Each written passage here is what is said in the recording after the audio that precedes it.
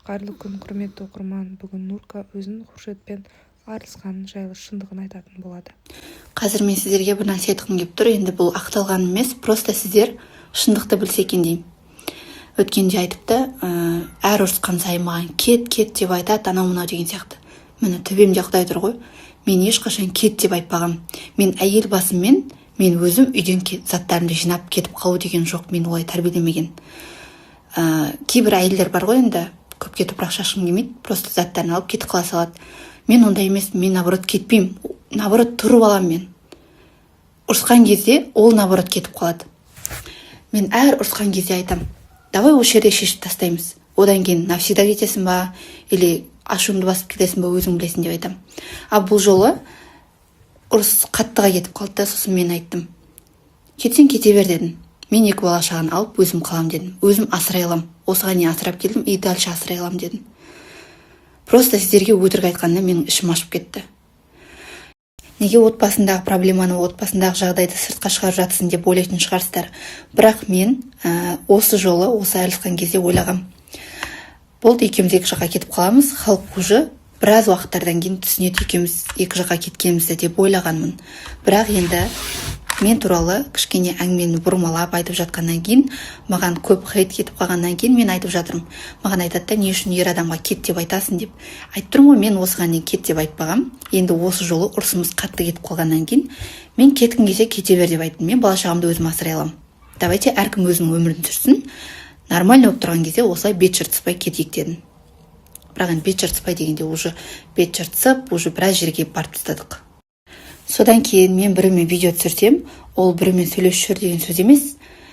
Блогер болғаннан кейін әртүрлі коллаборация жасайсың. Басқа блогерлермен коллаборация жасайсың. На будущее может жасайтын шығармын. Сіздер өйтіп жаман ойламаңыздар. Жүретін адам, кездесетін адам Инстаграмға шығармай-ақ кездеседі. Мен онда әрекет істеп жатқан жоқпын. Мен 2 бала шағам тұрған кезде, менің дәл қазіргі мақсатым 2 бала шағамды асырап, жағдайларын жасап, өзімде жағдайым жасап, только сондай ой.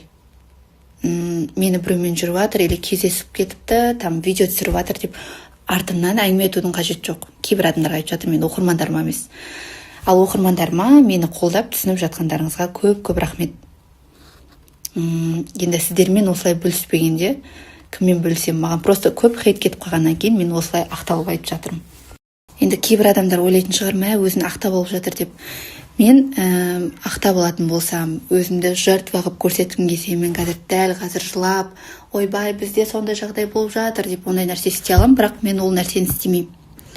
Өйткені мен уже жылап, эмоциям бәрін сыртқа шығарып тастағам.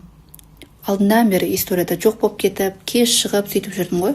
Сол кездерде уже настрой жасап, миымды дайындап, уже барлық нәрсе кеш екенін түсініп, уже болды менде. Енді мамам туралы айта кетейін.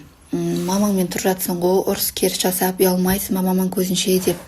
Или болмаса кейбір адамдар, даже достарымнан естіп жатырмын да, бірге тұрып жатқанымызды әңгіме қылып айтады екен. Менің мамам бізге ұялбасын деп көмектесуге келген. То есть мен мама болмаса да басқа бір няня шақырып, оған ақша төлеп сөйтетін едім да, мамам маған ұялбағанша көмектесем. Ешқандай маған ақшалардың керек емес. Айналаңдар ұялбағыңдаршы деп тұрып келген адам негізі. Оны білмеймін енді кім қалай түсініп жатыр. Мамасын кіргізіп алды, анамны, онда тұрған ештеңке жоқ. Біздің даже ұрсып атқан кезде де мама вообще араласпайды. Маған қой деп айтқаннан басқа, міне, Құдай тұр ғой төбемде. Екеуміздің әңгімемізге, жаңағы ұрыс керісімізге мүлдем араласпаған. Кеше маған бір әйел жазыпты, сен Хуршеттің арқасында адам болдың, Хуршеттің ақшасына бола тидің деп. Мен Хуршетке тұрмысқа шығатын кезде, Хуршет ондай бір бай дүние ондай болған жоқ.